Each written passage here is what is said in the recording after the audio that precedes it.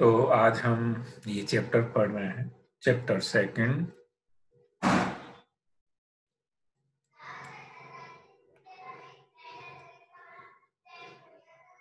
Biological classification. आज introduction देख लेते हैं और 5 किंगडम सिस्टम ऑफ क्लासिफिकेशन जो कि व्हीटेकर ने दिया था, थोड़ा बहुत मोनरा के बारे में भी। तो जैसा कि हम जानते हैं, अगर किसी एक लेमैन को, है ना, एक एक बिना पढ़े लिखे इंसान को भी तुम छोड़ दो और उसे सिंपली अपना जीवन जीने दो, तो आप देखोगे कि उसकी जो जीवन की जो बुनियादी, जो बेसिक तरीका है लाइफ का, वो ये होगा कि वो चीजों को ऑर्गेनाइज करके रखेगा। अगर वो उसकी किचन को देखो, उसके खाने के सामान को देखो, तो आप देखोगे कि वो किचन में जो भी सब्जियां हैं, वेजिटेबल्स हैं, सबको ग्रुप बना के रखेगा, है ना। कोई भी इंसान हो, चाहे वो पढ़ा लिखा हो चाहे बिना पढ़ा लिखा हो, इससे उसकी लाइफ इजी बनती है, आसान बनती है ना। तो जो ग्रुपिंग वाला कंसेप्ट है, ग्रुप करना, इसी को एक तरह से हम कह सकते हैं क्लासीफाई करना, क्लासिफिकेशन है ना। चाहे कोई भी सामान हो, तुम किसी शॉप में देखोगे, दुकान में देखोगे, तो भी उसके सामान एकदम ग्रुप में लगा होगा, ग्रुपिंग होगी। किचन में देखो, आप किसी रेस्टोरेंट में देखो, किसी किसान के यहाँ जो उसके जानवर होंगे, उसके जो एनिमल्स होंगे, कैटल्स होंगे, उनको भी देखोगे तो वहां भी गाय अलग है ना। और अगर कोई बकरी वगैरह है, पिग्स अगर वो पालन कर रहा है, तो वो अलग है। तो इस तरह से वहां भी आपको क्लासिफिकेशन दिखेगा, ग्रुपिंग दिखेगा। तो ये तो हमारी लाइफ में है और हमेशा से है, जब से हम सिविलाइज्ड हुए। सिविलाइज्ड होने का मतलब ही यही है ना। जब हम जस्ट रैंडम हो तो अनसिविलाइज, और जब हमने जीवन के कुछ तरीके अपना लिए, कुछ नॉलेज को गेन करके उसको, है ना, उसको हम अपने जीवन में उतार लिया उस नॉलेज को, तो वही सिविलाइज है, वही सिविलाइजेशन है। तो जब से सिविलाइजेशन की शुरुआत हुई है, there have been many attempts to classify living organisms. It was done instinctively, not using criteria that were scientific, but born out of need to us organism for our own use. तो ये कोई scientific तरीका नहीं, ये तो हमारी जीवन की जो जरूरतें हैं, बेसिक जरूरतें, है ना, उनको भी पूरा करने के लिए हमें दरअसल क्लासिफाई करना ही पड़ता है, हमें ग्रुप बनाना ही। खाने की जरूरत हो, चाहे वो शेल्टर की जरूरत हो, चाहे वो क्लॉथिंग की जरूरत हो, किसी भी टाइप की, है ना। तो दरअसल क्लासिफिकेशन एक एक ऐसा डीएनए है जो हमारे में शुरू से है, और जब से ये आया है क्लासिफाई करने का वे हमारी लाइफ में, तभी से हम एक तरह से कह सकते हैं कि हम सिविलाइज्ड हैं, है ना। या अपोजिट कह लो, से हम सिविलाइजेशन स्टार्ट हुआ है, जब से हम सिविलाइज्ड हुए हैं तब से हम क्लासिफाई करना जानते हैं। और अगर साइंटिफिक मुद्दों की बात करें, तो Aristotle was the earliest to attempt a more scientific basis for classification. कहते हैं कि अरिस्टोटल को उस दौरान दुनिया में सबसे ज्यादा, दुनिया में अगर सबसे ज्यादा किसी को नॉलेज थी उस दौरान, तो वो अरिस्टोटल को थी। अरस्तु, हिंदी में हम उसे अरस्तु बोलते हैं। वो चलता फिरता गूगल था उस समय का, उस टाइम का। तो उन्होंने हर फील्ड में बहुत ज्यादा वर्क किया। कोई ऐसा फील्ड नहीं नॉलेज का जिसमें उनका वर्क नहीं। तो इन्होंने कुछ मॉर्फोलॉजिकल जो करेक्टर हैं उनके बेस पर प्लांट्स को क्लासिफाई किया, ट्रीज में, श्रब्स में, हर्ब्स में।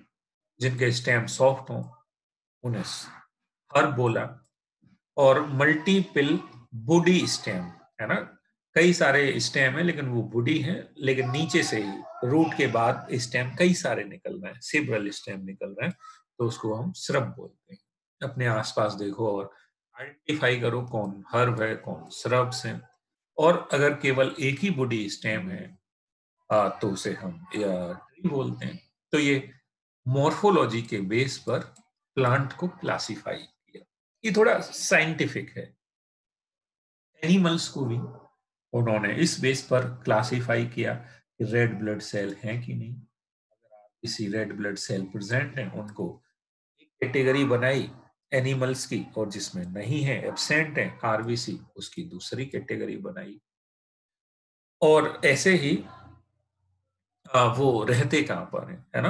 अगर एयर में रहते हैं एयर ड्वेलर बोला उनको, जमीन पर रहते हैं लैंड ड्वेलर्स बोला, जब वाटर में रहते हैं तो उन्हें वाटर ड्वेलर बोला।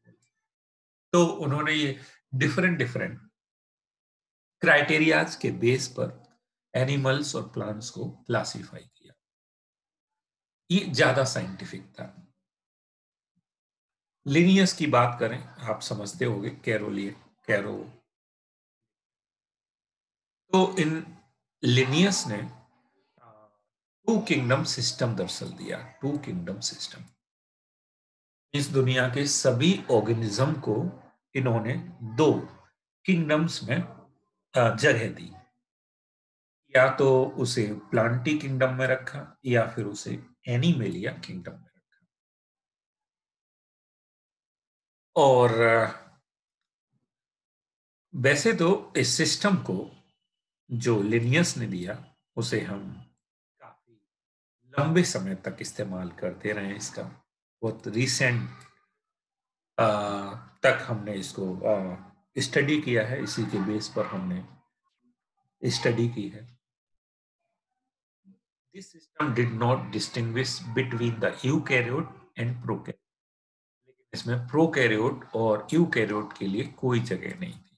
यूनिसेलर मल्टीसेलर के लिए कोई जगह नहीं थी। कौन यूनिसेलर है कौन मल्टीसेलर कोई फर्क नहीं पड़ता।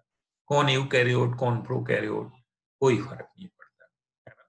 इवन फोटोसिंथेटिक और नॉन फोटोसिंथेटिक, उस प्लांटी किंगडम में इन्होंने फंजाई को भी रखा।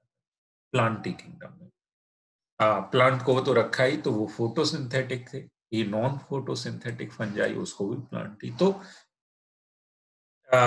ये इनकी वो थी, एक तरह से कह सकते ड्रॉबैक्स थे इनके। तो जैसे जैसे इंसान की साइंस डेवलप होती है, तो जो डिवीजन के क्लासिफिकेशन के क्राइटेरियाज हैं वो भी हम ऐड करते जाते हैं, कुछ क्राइटेरिया बढ़ाते जाते हैं क्लासिफिकेशन के।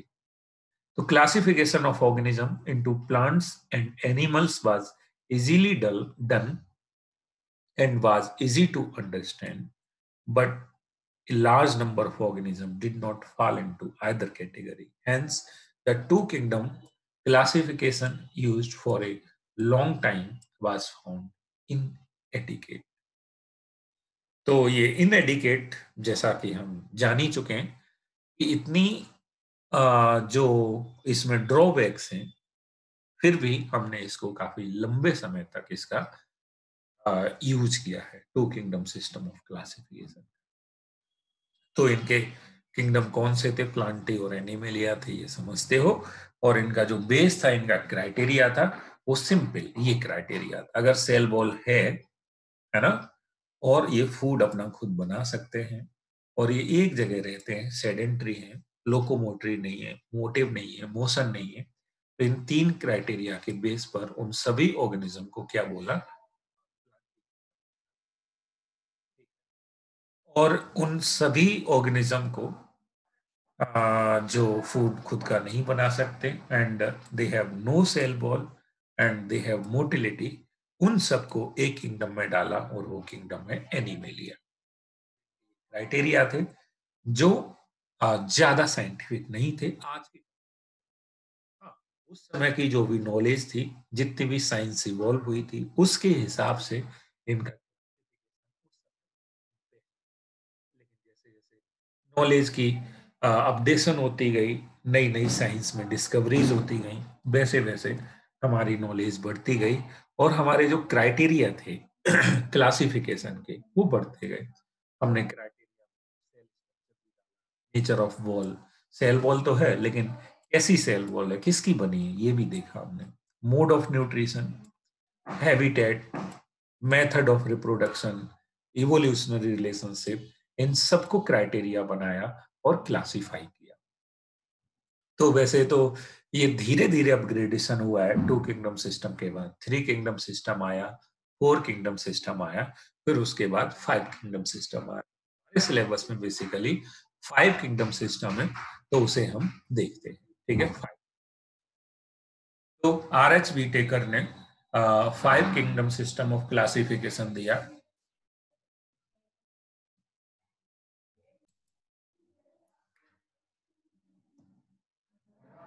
तो 1969 five kingdom system of classification given by R.H.V. Taker. The kingdoms defined by him. अच्छा, अब पहले तो हमने देखा था कि प्लांटी और एनिमेलिया दो किंगडम थे। यहाँ दरअसल पांच किंगडम है, फाइव, मोनरा, प्रोटिस्टा, फंजाई, प्लांटी और एनिमेलिया। और इन्होंने जो क्राइटेरियाज यूज किए थे जिनके बेस पर क्लासिफाई किया था, वो एक है cell structure, thallus organisation means वो यूनिसेलर है, मल्टीसेलर है, मोड ऑफ न्यूट्रिशन वो फोटोट्रॉफिक है, ऑटोट्रॉफिक है, हेट्रोट्रॉफिक है ना, सेप्रोट्रॉफिक है, कैसा है वो भी देखा। रिप्रोडक्शन, ये सेक्सुअल रिप्रोडक्शन, ए sexual reproduction, phylogenetic relationship means evolutionary जो रिलेशनशिप्स हैं उनको भी देखा, कौन किससे इवॉल्व हुआ। तो जैसा कि हम देख रहे हैं कि मोनरा सबसे पहले इवॉल्व हुआ, और मोनरा इवॉल्व होके, मोनरा में अपग्रेडेशन होके, चेंज होके, इवोल्व होके वो प्रोटिस्ट बने, और प्रोटिस्ट से फिर वो फंजाई बने, एनिमल्स बने और प्लांट्स बने। तो ये तो ये इवोल्यूशनरी रिलेशनशिप हो गई, फाइलोजेनेटिक रिलेशनशिप हो गई। ठीक है, वही कौन सेक्सुअल रिप्रोडक्शन कर रहा है, कौन सेक्सुअल और एसेक्सुअल दोनों कर रहा है, कौन एसेक्सुअल रिप्रोडक्शन कर रहा है, तो ये रिप्रोडक्शन वाले क्राइटेरिया हो गए। मोड ऑफ न्यूट्रिशन, फोटोसिंथेटिक है, किसमें होलोजोइक न्यूट्रिशन हो रहा है, किसमें सेप्रोट्रॉफिक न्यूट्रिशन हो रहा है, और किसमें, है ना। तो ये न्यूट्रिशन का बेस हो गया, मोड ऑफ न्यूट्रिशन हो गया। थैलस ऑर्गेनाइजेशन, कौन यूनिसेलर है, कौन मल्टी सेलर है, कैरियोट है, कौन यू कैरियोट है। तो ये वाली बात हो गई सेल स्ट्रक्चर। तो ये इनके क्राइटेरिया थे, ये इनका बेस थे, जिनके बेस पर इन्होंने क्लासिफाई किया सभी ऑर्गेनिज्म को। और ये टेबल है जो वही करेक्टर्स को दिखाती है कि मूनरा के क्या क्या करेक्टरिस्टिक्स हैं, है ना। तो यहाँ रिप्रोडक्शन नहीं लिखा है, तो रिप्रोडक्शन चाहो तो नीचे एक और बना के, है ना, या और एक बना दोगे रो, जिसमें आप रिप्रोडक्शन, वहां से पहले जो हमने अभी देखा था कि कौन सॉरी सेक्सुअल कौन है सेक्सुअल, वो भी लिख दोगे, है ना। ये भी आता रहता है, क्राइटेरिया है उसको नजरअंदाज। इवन इसमें इवोल्यूशनरी रिलेशनशिप नहीं है, तो इसमें इवोल्यूशनरी रिलेशनशिप का मतलब वही है कौन किससे इवॉल्व हुआ।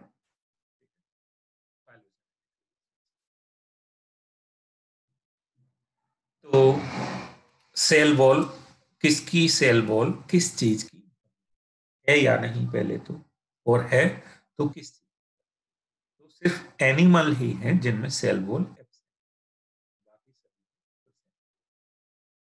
तो प्लांट में ये सेल वॉल बनी होती है सेल्यूलोज की, और जबकि फंजाई में सेल वॉल बनी होती है काइटिन की। ठीक है, काइटिन। प्रोटिस्ट में प्रेजेंट होती है, कुछ में नहीं प्रेजेंट होती है ना। कुछ प्रोटिस्ट में प्रेजेंट होती है, कुछ में प्रेजेंट नहीं होती है।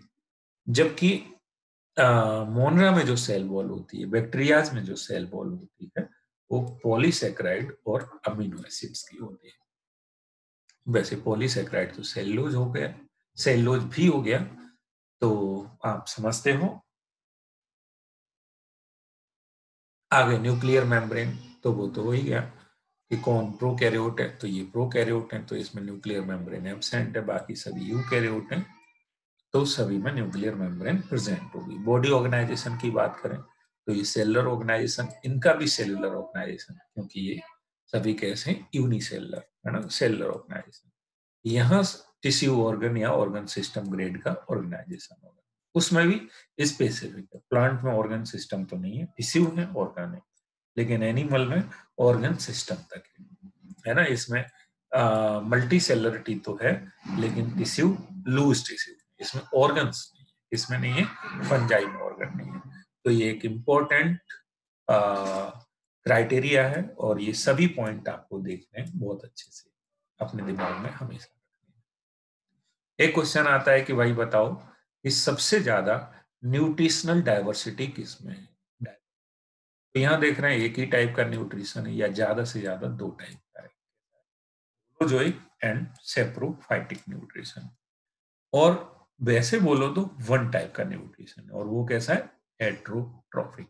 और हेट्रोट्रोफिक के दो टाइप हैं यहाँ पर, एक है होलोजोइक और एक है सेप्रोफाइटिक। सेप्रो होलोजोइक जो अपनी बॉडी के अंदर डाइजेशन करे, जो बॉडी के बाहर डाइजेशन करे, बस इतना डिफरेंस है, ठीक है।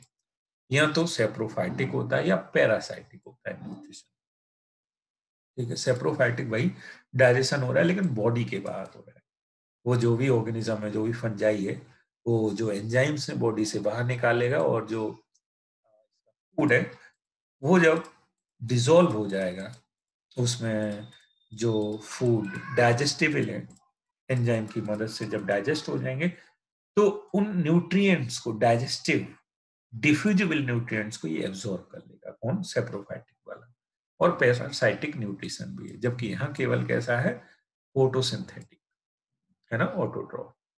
यहाँ हम देख रहे हैं फोटोसिंथेटिक भी है यहाँ, और हेटरोट्रोफिक भी है। वैसे यहाँ एक और नहीं लिखा, हेटरोट्रोफिक के दो टाइप, दोनों, चाहे फोटोजोइक बोलो या सेप्रोट्रोफिक। तो यहाँ फोटो और हेट्रो दोनों टाइप का न्यूट्रिशन है।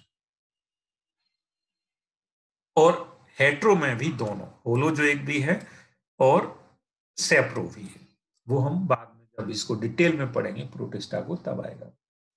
मोनरा को देख लेते हैं, तो मोनरा में देखो कीमो ऑटोट्रॉफिक, मतलब ऑटोट्रॉफिक के भी टाइप होते हैं, एक होता है कीमो ऑटोट्रॉफिक, या एक होता है फोटो ऑटोट्रॉफिक।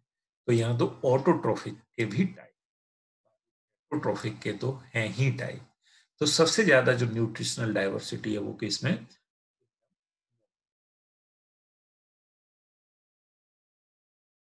तो जैसा कि हमने अभी देखा, जो भी देखा, जो भी पढ़ा, उससे हमें अंदाजा ये लग गया कि शुरू में तो चाहे वो बैक्टीरिया हो या ब्लू ग्रीन एल्गी, भी एक बैक्टीरिया ही होता है, साइनोबैक्टीरिया, ब्लू ग्रीन एल्गी बोलते हैं, या फंजाई हो, या मॉसेज हो, या फंड्स हो, जिम्नोस्पर्म, एंजियोस्पर्म, इन सबको प्लांट वाले ग्रुप में डाल।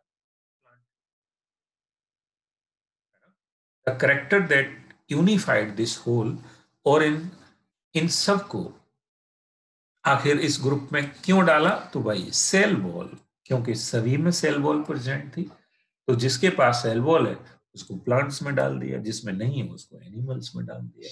तो यह जो क्राइटेरिया है वो केवल एक है, और एक क्राइटेरिया की वजह से एक ग्रुप में डालना ये बिल्कुल पूरी तरह से सही नहीं है ना। सही हो सकता है कुछ हद तक, लेकिन पूरी तरह से सही नहीं।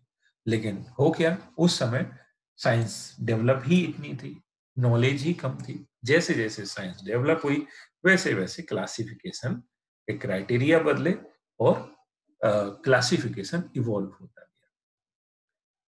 किंगडम प्रोटिस्टा जब आया है ना, किंगडम प्रोटिस्टा, तो उस किंगडम प्रोटिस्टा में क्लेमाइडोमोनास और क्लोरेला दोनों को डाल दिया। लेकिन जब किंगडम प्रोटिस्टा था ही नहीं, जब प्लांट था, उस समय क्लेमाइडोमोनास को भी और क्लोरेला को भी, दोनों को ही एल्गी, जो प्लांट किंगडम प्लांट किंगडम है और उसमें जो एल्गी है सबको एल्गी बोला गया, चाहे वो क्लेमाइडोमोनास हो चाहे क्लोरेला हो। पैरामीशियम अमीबा की बात करें तो पहले इनको एनिमल किंगडम में रखा गया था, लेकिन अब इनको डाल दिया कि इसमें प्रोटिस्टा में। तो अब देखो क्लेमाइडोमोनास, क्लोरेला, पैरामीशियम अमीबा, ये सब हम पढ़ते हैं किंगडम प्रोटिस्टा में अलग से, लेकिन पहले ये वाले थे किंगडम में और ये वाले थे किंगडम एनिमेलिया। एरिया बदले, क्लासिफिकेशन बदला। So this happened because the criteria for classification changed. Criteria बदल गए. This kinds of changes will take place in future too, depending on the improvement in our understanding of characteristics and evolutionary relations. तो ऐसा बिल्कुल भी नहीं है कि future में हम वही क्लासिफिकेशन पढ़ेंगे जो आज पढ़ रहे हैं, ऐसा नहीं है। फ्यूचर में भी बदल जाएगा। ये इस बात पर डिपेंड करेगा कि हमारी जो अंडरस्टैंडिंग है करेक्टर्स के बारे में, करेक्टरिस्टिक्स के बारे में, वो कैसी है, और इवोल्यूशनरी रिलेशनशिप्स के बारे में वो कैसी है, हमारी नॉलेज, इस बेस पर ही बदलाव होगा। Over time, an attempt has been made to evolve a classification system which reflects not only the morphological, physiological, and reproductive similarities, but is also phylogenetic. It's based on evolutionary relationship. तो over time, समय के साथ classification evolve हुआ है, और ये evolution, ये जो क्लासिफिकेशन इवॉल्व हुआ है वही है कि हमारी जो नॉलेज है वो बढ़ती गई है ना, चाहे वो मॉर्फोलॉजिकल करेक्टर्स की हो, चाहे फिजियोलॉजिकल करेक्टर्स की हो, चाहे रिप्रोडक्टिव करेक्टर्स की हो, चाहे इवोल्यूशनरी रिलेशनशिप्स की। तो इन सभी क्षेत्रों में, इन सभी एरियाज में हमारी नॉलेज जैसे जैसे बढ़ी है, वैसे वैसे हमारा जो क्लासिफिकेशन है वो इवॉल्व होता गया है। Classification system for the living organism has undergone several changes over time. तो ये चेंज होता रहा है समय के साथ।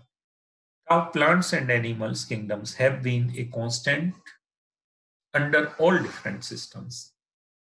The understanding of what groups of organisms be included under these kingdoms has been changing. The number and nature of other kingdoms have also been understood differently by different scientists over time. तो हुआ क्या है कि जैसे जैसे समय बदलता गया, जैसे जैसे हमारी जो नॉलेज थी उसकी नॉलेज की अंडरस्टैंडिंग बदलती गई, नॉलेज की अंडरस्टैंडिंग जो साइंटिस्ट के द्वारा समय के साथ बदलती गई, उसके हिसाब से जो डिफरेंट डिफरेंट किंगडम्स हैं, है ना, पता चला।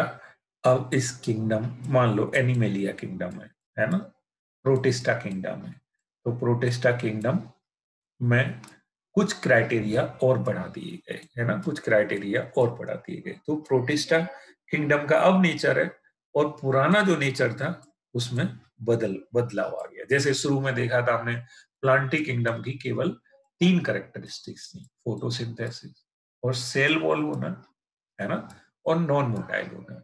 लेकिन अब सेल वॉल किसकी हो, सेल्यूलोज की हो, इवन मल्टी सेल्यूलरिटी हो, इवन यूकैरियोट हो, है ना। तो जैसे जैसे ये अंडरस्टैंडिंग बढ़ती गई साइंटिस्ट की, तो नए क्राइटेरिया बढ़ते गए।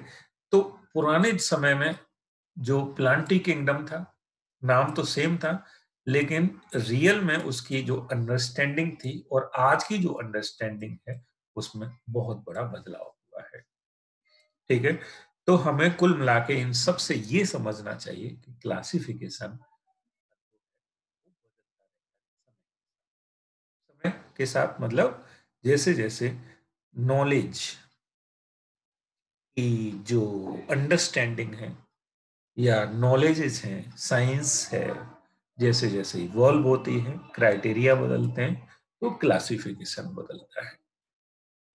अब ये कुछ क्वेश्चंस हैं जो आपको करने हैं और मुझे सेंड करने हैं आंसर्स इनके।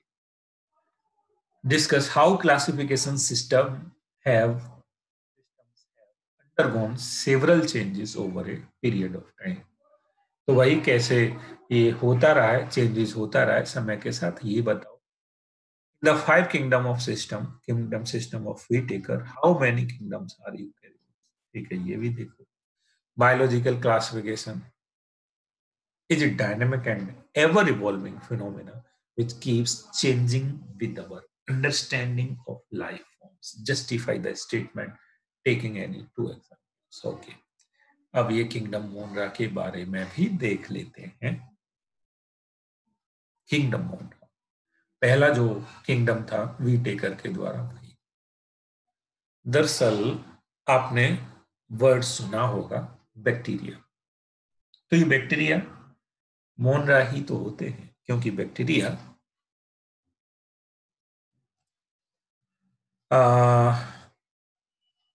जैसा कि हमने मोनरा देखा था अभी, तो मोनरा के कैरेक्टर्स जानते हैं, इसमें प्रोकैरियोट्स होते हैं, तो ये बैक्टीरिया प्रोकैरियोट्स होते हैं। तो इस किंगडम में ज्यादातर जो ऑर्गेनिज्म है वो बैक्टीरिया है। बाकी ऐसा नहीं केवल बैक्टीरिया है। अब माइकोप्लाज्मा को हम बैक्टीरिया नहीं बोलते, माइकोप्लाज्मा है उसे हम बैक्टीरिया नहीं बोलते, लेकिन फिर भी वो किसमें है? मोनरा किंगडम में। हाँ, लेकिन ज्यादातर मोस्टली इस किंगडम में, मोनरा किंगडम में कौन है? बैक्टीरिया ही आते हैं। तो bacteria are the sole members of kingdom Monera. They are most abundant microorganism. अब बैक्टीरिया के बारे में क्या बात है? ये सबसे ज्यादा पाया जाने वाला ऑर्गेनिज्म है पूरी अर्थ पर। अर्थ पर सबसे ज्यादा पाया जाने वाला कोई ऑर्गेनिज्म है तो वो कौन है? बैक्टीरिया। और ये बैक्टीरिया मोनरा किंगडम में रखे गए। बैक्टीरिया अकर ऑलमोस्ट एवरीवेयर। ऐसी कोई जगह नहीं जहां बैक्टीरिया ना पाया जाता हो। Hundreds of bacteria are present in a handful of soil. फीवर, मिट्टी ले लें, सॉइल ले लें, तो उसमें भी सैकड़ों हजारों बैक्टीरिया होते हैं, है ना? इवन हम हर सांस ले रहे हैं तो उस हर ब्रेथ में भी हम, है ना, टेंस ऑफ हंड्रेड्स मीन्स सैकड़ों, है ना, या कुछ बैक्टीरिया तो जरूर होते हैं हमारी हर एक breath. They also live in extreme habitats such as hot springs, desert, snow and deep oceans. तो हर जगह रहते हैं, चाहे वो एक्सट्रीम हैबिटेट्स की भी बात हो। एक्सट्रीम हैबिटेट में कोई ऑर्गेनिज्म सरवाइव नहीं करता, वहां भी ये सरवाइव करते हैं और रहते हैं। चाहे वो हॉट स्प्रिंग की बात हो, डिजर्ट्स हो, snow, deep ocean, where very few other life forms can survive. Many of them live in or other organism as parasite। तो एक्सट्रीम हैबिटेट्स में रहते हैं, ये बात हमें समझनी है। ऐसी जगहों पर भी रहते हैं जहां दूसरा ऑर्गेनिज्म कोई सरवाइव ही नहीं कर सकता, जैसे कि हॉट स्प्रिंग्स की, है ना? सी ओशंस में, सीज में हॉट बेंड्स होते हैं, नीचे से गर्म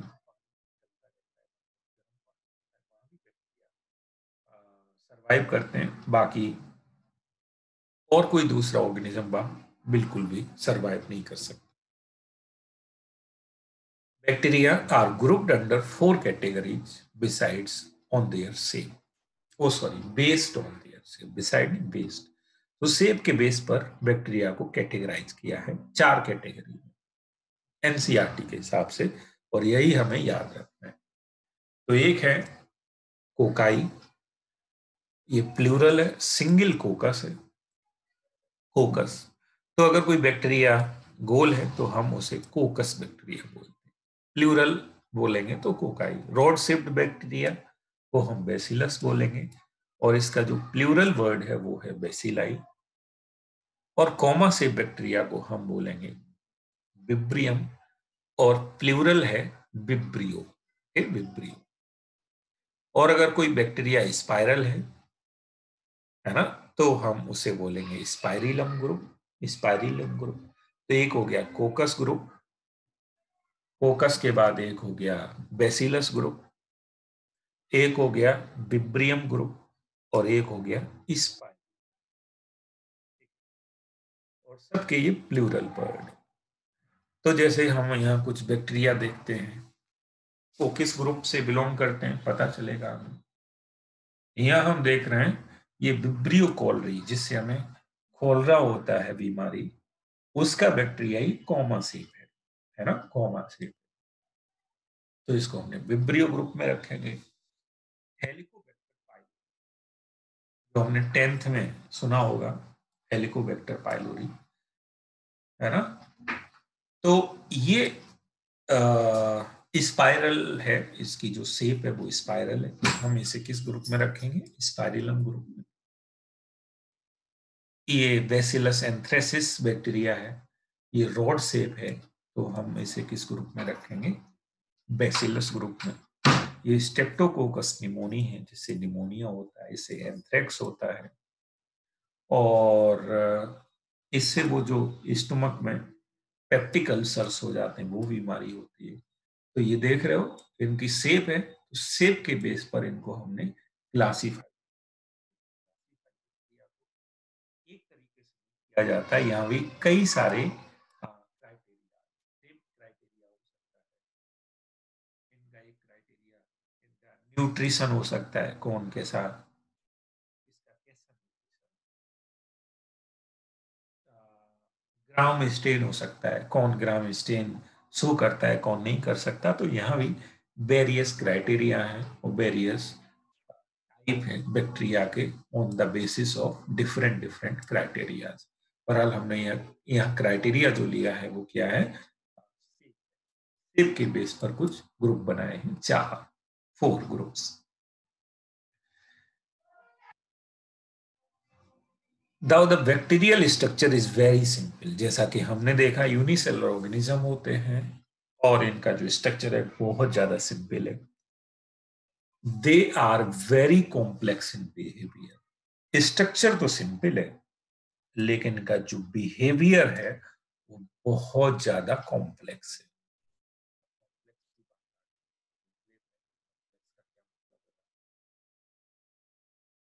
तो कॉम्प्लेक्स का मीन ये है, ये जैसे बायोफिल्म बनाते हैं, बायोफिल्म।